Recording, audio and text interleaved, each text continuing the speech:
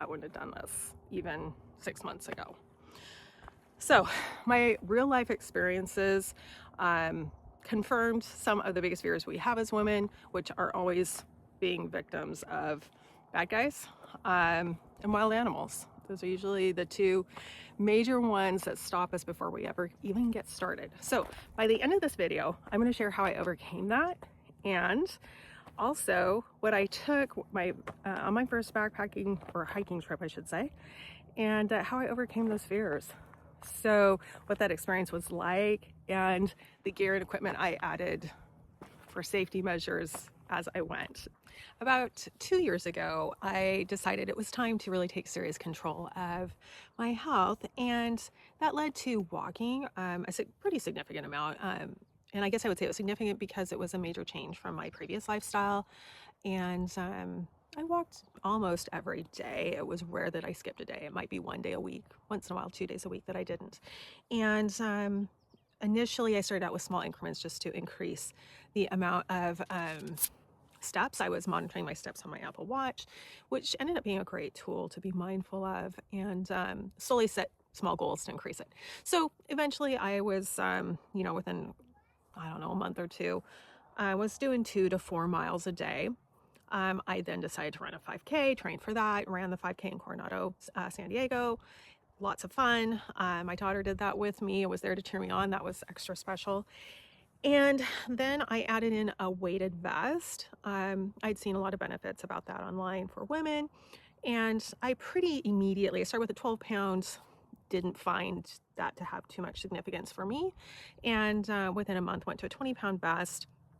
And that sparked the thought of, gosh, it would be really cool to use this as a tool to start leading into hiking and backpacking. So that was kind of the initial seed plant for doing this. And at the time, I was in a rather toxic relationship that didn't allow me the space to pursue and really follow my own passions. And these time in nature and walking through developed my sense of self, and I began to recognize this was an incredible way to manage my anxiety, stress, life, things that were going on. And then I started utilizing it to listen to podcasts, which then led to this massive passion and love for neuroscience and just understanding more the brain health and how it relates to our physical and emotional and mental health. And it just kind of opened up the doorways to a lot of things and understanding and giving meaning to what I was doing. So over that time, it was about a 2-year time. Actually, I take that back. It was about a year and a half time. Eventually, I started really kind of going, okay, I want to hike, but I don't know anyone who likes to hike, or the groups that I have available hike at times that don't work for me. So I started feeling like I had just been living in this box where everyone was telling me what I could and couldn't do. This isn't healthy. This isn't safe. Trust issues with toxic relationship, gender roles growing up, not necessarily implied to harm me in any way, but it was still not something from my world as a Gen Xer, I guess. In the circle around me that had been supported. So I kind of started feeling this big drive as I inched towards 50 last year. My birthday was in November, that I wasn't going to live within these boxes any longer. And I'm like, okay, I'm just going to try it. I'll do it once. If I feel safe, if I'm good, then I'll keep doing it. If this is too scary for me, then I won't ever do it again. So obviously you can see where that went.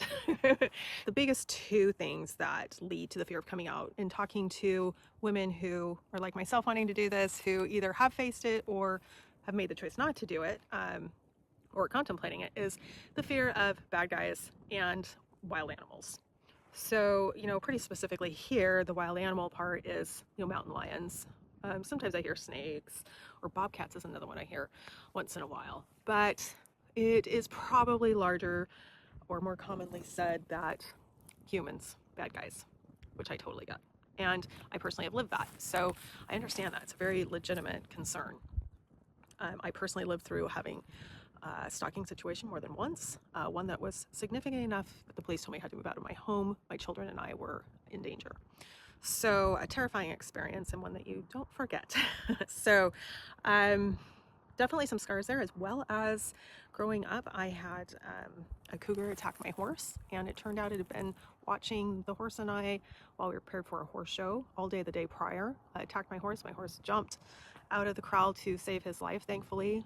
It did do a lot of damage just the same, but it was a terrifying experience. So I have had, those are just a couple stories, but enough of a personal experience to understand how real these fears are and how much they affect us, and can then limit the choices we make because we want to be safe. I decided to go with a hike that I had previously done before with a friend so that it was somewhat familiar. It had been quite some months before, and I just felt a little safer. At least it was something that was familiar.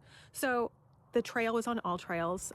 That's something I can always talk more about in a future video. But I downloaded the map and looked at it and decided to go for it. It's, I think, about 4.5 miles, depending where you park. So nothing too crazy, but definitely outside my comfort zone. And I went into it thinking that if it became scary to me, that I could abort. Like, I didn't have to go the whole 4.5 miles if it started feeling unsafe. So driving to it, I was pretty apprehensive, I'm not gonna lie. I just wore regular tennis shoes. Here in Northern California, the weather in October is super nice still, so I could do that very easily. And the only thing I took with me, I didn't take water, I didn't take anything, I didn't have my backpack that I now carry that's sitting over there. I took a pepper spray, and that was the only thing I had. I did keep it in my pocket, so it was very close at hand. I even had the little cap off, so it was very accessible. I was anticipating a high level of danger, apparently, and but it gave me comfort. Looking back, I'm kind of like, okay, it seems a little silly, but that's what made me comfortable to start with, and that was really all that mattered. So going up the trail, about the first half I was fine. I did see some other people. I went on a Saturday, so this particular trail definitely has some weekend traffic. It's not remote. It's an area that there's a lot of hikers at, but it's not so close to town that just average people are out as a general rule. So about halfway into the hike, I had the thought of, I don't think bad guys are probably going to come out here to snag someone. It'd be far easier to snag someone in town. No one's going to go to this much effort. And it was kind of an amusing thought, and it kind of gave me some comfort as I went through the rest of the hike. Sorry, I'm in like bright sunlight. Terrible time to be recording. But it became very comfortable. So the first half of the trail, I was totally fine. As I got up to the final half a mile or so, it was feeling a little bit more remote. It felt a little bit more close in than I felt comfortable with. And there was a period of time I took the pepper spray out and just kept it by my side in my hand. So that made me feel a little safer. There wasn't a single thing that happened. I was one of only 2 solo hikers that I saw. One was a guy, one was another woman. Everybody else was in groups. So in the back of my head, I'm like, is that a sign I shouldn't be out here? But I did it. And once I made it to the top where the falls are, it was just such a like, oh my gosh, like I made it here. Like the only way out now is to go all the way back, which means I completed the whole thing. So that was a very, very inspiring and cool moment of like just feeling accomplished, and like I had overcome these blocks that were in front of me. So then I hiked back to the car. When I got in the car, I was like, oh my god, I did it. And it was definitely a good hike for me, and I was like, oh, I'll be good if I do this like maybe once a month. I can make myself do it. Well, literally the next day I woke up and was like, when can I plan the next one? I can't wait to do this again. And that was kind of the beginning of just this deep dive into learning everything I could. Then, because I could just tell that this was becoming something I was going to do more regularly, then I started adding some gear. I did feel like I had a responsibility to my family to make sure I was well prepared in case of an emergency, and to myself as well, but that made them feel more at ease with me doing this. So in the coming month, 2 months, I added quite a few pieces. I did, because of the change of seasons, first have to get hiking shoes. As the weather became wet, clearly tennis shoes were completely not safe. And then a backpack along with a hydration bladder. And, then of course began the first aid stuff, emergency kit, all kinds of stuff. So that has been a real peace of mind as I continue to do this. And at some point, I'll do a video that shows what's in my backpack. I'm actually getting ready to upgrade my backpack to a larger one. I'll still use this one for like light trips. But at this point, between my photography hobby and all the stuff I keep in here for that, along with whatever else I may need, it's needing a little bit more room. So plus I'd like to do some overnight trips. So that's going to definitely add to it. The most important thing you can do once you pick a trail you're going to go on, make sure you share with someone who is going to be looking out for you exactly where you're going. I ended up subscribing to All Trails initially because it has a feature that you can live share your route. Now that will drain your battery. I still use it to this day. In fact, I have it on right now and I'm currently sharing where I'm at with someone in real time. They may never look at it and I don't care if they don't, but if I don't return and send a message that, hey, I made it back to the car, I'm safe, at least someone knows to go looking for me and knows where I was. I have some other additional safety things that I'm also using it now, but initially I used that to get started. And you know, if you're out of cell service, that's not going to work well. So you have to kind of look at the area you're going to be in, what the cell coverage is.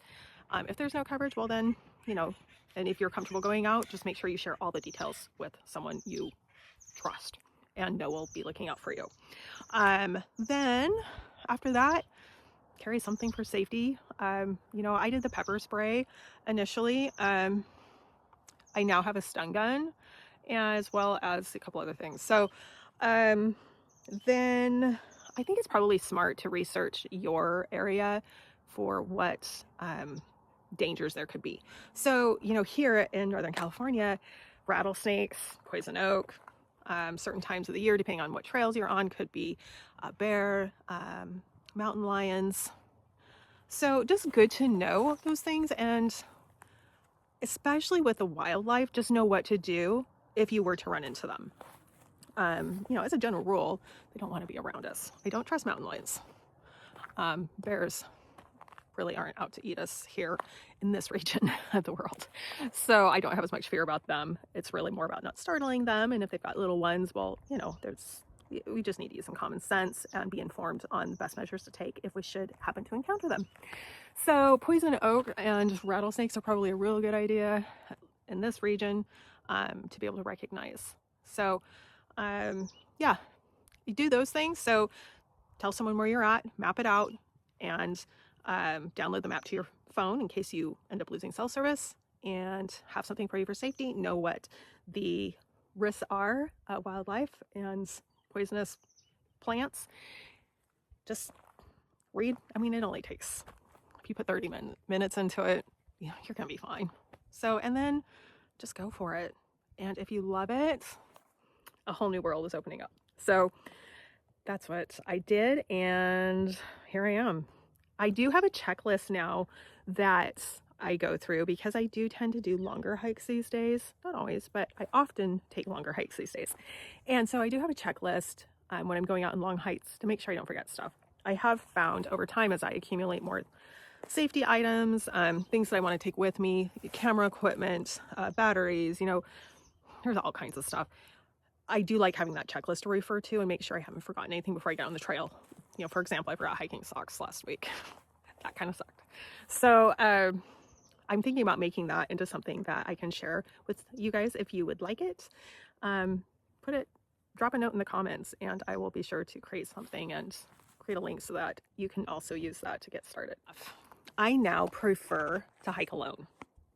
I know that sounds crazy, but one of the biggest things I've learned is for all of the years that I walked on paths in town and loved it. It was wonderful. And it was a key part of my journey to becoming healthy again. I now feel like I'm probably the most at risk safety wise there. How crazy is that? I 100% feel safer if I'm out on a trail where there isn't people around.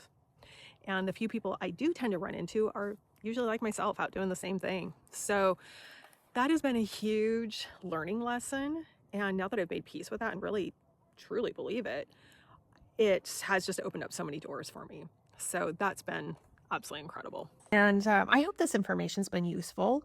If there's anything specific that you would like more details on, drop a note in the comments. I will absolutely respond to them and or create other videos to help share the journey and information so that collectively we can hopefully all venture out with a little bit more confidence and enjoy this wonderful world we have around us. So my name is Malia. If you've enjoyed this, I'd be so honored if you liked and subscribed if you'd like to see more content like this. Thanks.